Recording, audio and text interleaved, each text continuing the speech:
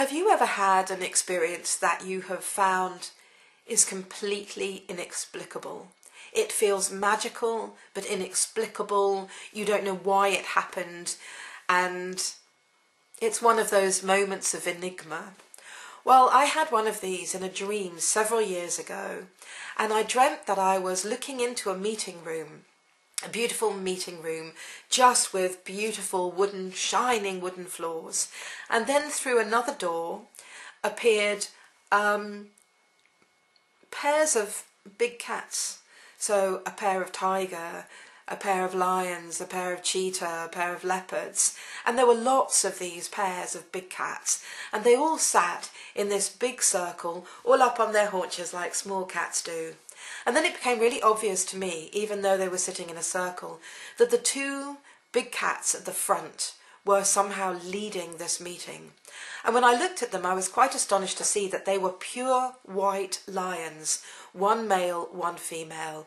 And in that moment of seeing them absolutely regally sitting there in what appeared to be a way of holding court, I thought to myself, wow, that's God. And I know that I took the male and female as a single unit representing God. And in that moment I woke up thinking, oh, wow, what was that? And it wasn't until a few years later, after I'd started a magazine about ethical and environmental and sustainable living, that I came across an article online by an extraordinary woman called Linda Tucker about white lions. Now, first of all, I never knew that they existed when they came to me in my dreams. And as I was reading the article, I was completely blown away by the fact there are hardly ever any white lions recorded in history on this planet. But there are right now, and according to this article, they are only ever born in the wild in a single place called Timbavati in South Africa. And according to the African Shangaan wisdom and mythology, they are here only in times of great ecological crisis, and they are messengers from God. Well, I was completely blown away. I still to this day don't really understand how they came to me in my dreams before I became involved in the environmental business.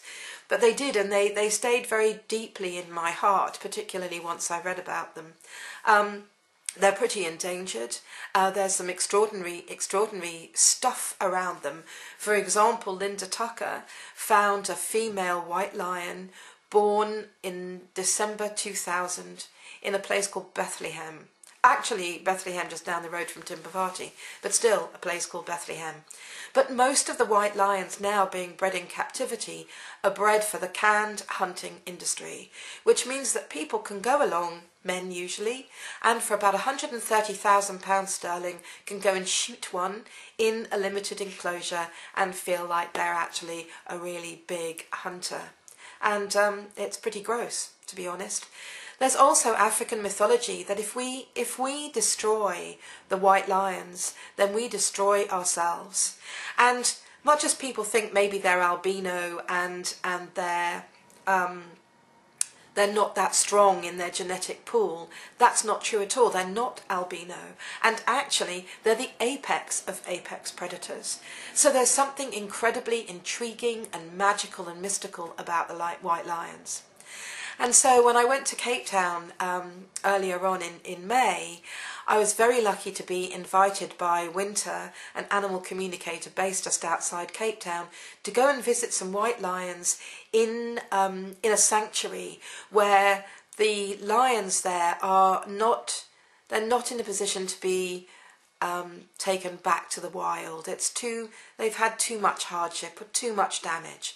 But anyway, while we were there, we saw this young pair of white lions, a male and a female, looking so relaxed and happy together. And it was a real moment of remembering back to this extraordinary magical dream. And I just wanted to share it with you. So please enjoy the next video. Thank you.